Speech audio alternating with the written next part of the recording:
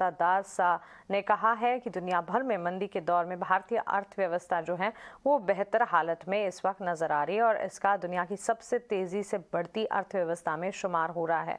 RBI governor ने देश की अर्थव्यवस्था के 6 पॉजिटिव पॉइंट्स भी गिनाए। आइए एक बार सुनते हैं उन्होंने और क्या कहा।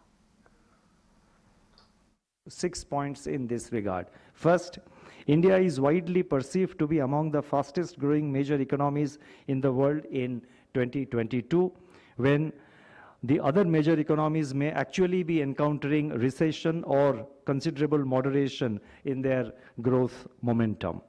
The favorable growth differential of India provides confidence reflected in the surge of portfolio inflows into India since eased the terms of trade shock that India faced in the aftermath of the pandemic and the war in Europe.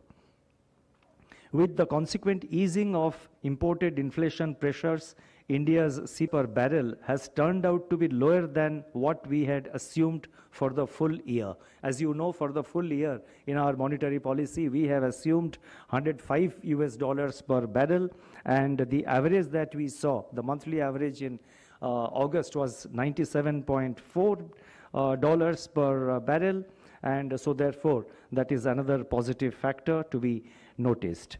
And in fact, India's inflation is currently lower than the number of partners. Third, the shift in the commodity price outlook is also altering the assessment of India's current account deficit in 2022-23, that is in the current year, which is now expected to remain well within sustainable levels. Fourth, at a time when food security is threatened the world over by shortage domestic supply and assure food security in the domestic market and in the domestic segment. Fifth, India's foreign exchange reserves of $561 billion as on August 26, that is the last published figure. It provides a cushion against external shocks as is being demonstrated on a day-to-day basis. Moreover, the reserves are also reinforced by forward assets. Sixth, the health of our banking system is sound. It is well capitalized and well provisioned with improved asset quality. This constitutes a key pillar of financial stability and is expected to provide positive spillovers for the financial markets. The commentary from the US Fed at the recently held Jackson Hole on the future trajectory of US monetary policy has infused substantial volatility into global financial markets, with large spillovers and knock-on effects on emerging market economies in particular.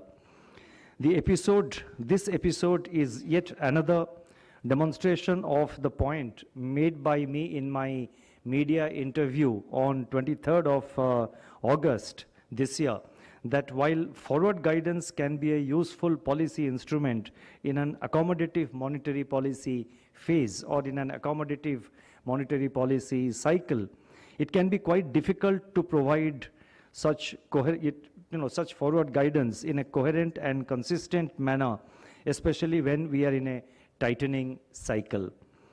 The difficulty gets further compounded in the current environment of extremely high uncertainty. Such forward guidance may even have destabilizing effects on financial markets, especially if the subsequent expectations